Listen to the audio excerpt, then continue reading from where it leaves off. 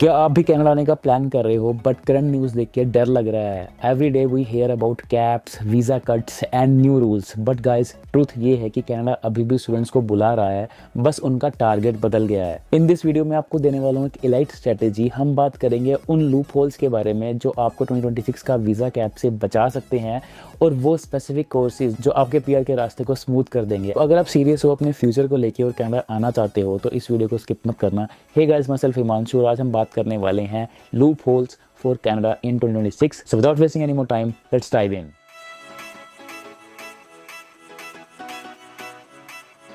बात करते हैं रियलिटी की। आईआरसीसी ने 2026 के लिए स्टडी परमिट्स पे एक सख्त लिमिट लगा दी है। इसका मतलब ये है कि अगर आप नॉर्मल 1 ईयर या 2 ईयर का डिप्लोमा करने के लिए अप्लाई करते हो तो आपको प्रोविंशियल अटेस्टेशन लेटर की जरूरत पड़ेगी, मतलब पैल की जरूरत पड़ेगी। अब पीएएल का मतलब ये है कि आपको थोड़ा दिन और वेट करना पड़ेगा अप्रूवल का, जिससे पॉसिबिलिटी है कि आपका रिजेक्शन आ जाए। मतलब जितना ज़्यादा टाइम उतने ज़्यादा possibility for rejection. But here is the master loop hole. Masters और पीएचडी स्टूडेंट्स को पैल की जरूरत नहीं है। गवर्नमेंट ने साफ कहा है कि जो ग्रेजुएट लेवल की जो एजुकेशन है वो उनकी प्रायोरिटी है। इसका मतलब ये है कि नो कैप, आप उस 1,55,000 के लिमिट से बच जाओगे। फास्ट प्रोसेसिंग और आपको प्रायोरिटी मिलने के चांसेस बढ़ जाएंगे। इसमें जो सक्सेस रेट है वो भी ज़्यादा है। मास्टर्स लेवल पर वीज़ा रिजेक्शन बहुत कम होते हैं as compare to diploma. You can check the stats. अब बात आती है सबसे बड़ी टेंशन, पैसे। 2026 में कनाडा ने अपना खर्चा बढ़ा दिया है। पहले जीएसटी $10,000 थी जब मैं आया था, बट आईआरसीसी ने अब उसको 22,895 कैनेडियन डॉलर कर दिए हैं।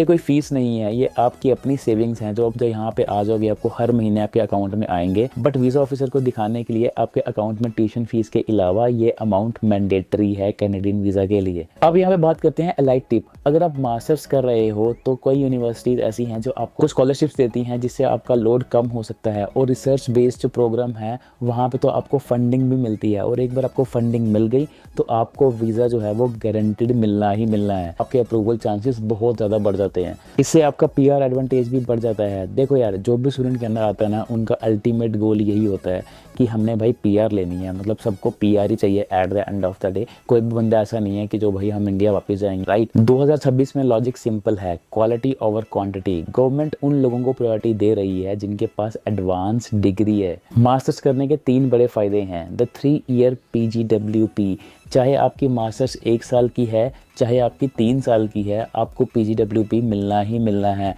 कॉलेज डिप्लोमा में अब ऐसा नहीं रहा, जो उन्होंने कोर्स हैं वो स्पेसिफिक कर दिए हैं।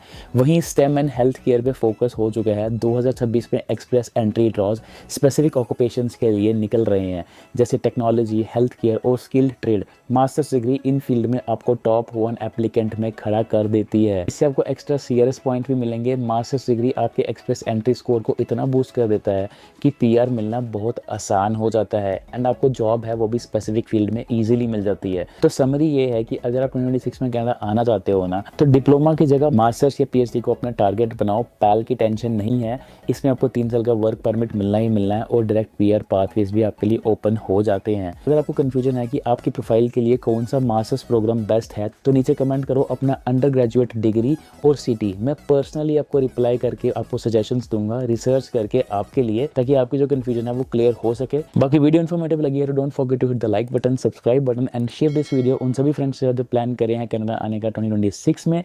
मिलते हैं नेक्स्ट वीडियो में, तब तक के लिए keep dreaming big, keep working hard. Bye bye, take care of yourself and all the best for all of your processes.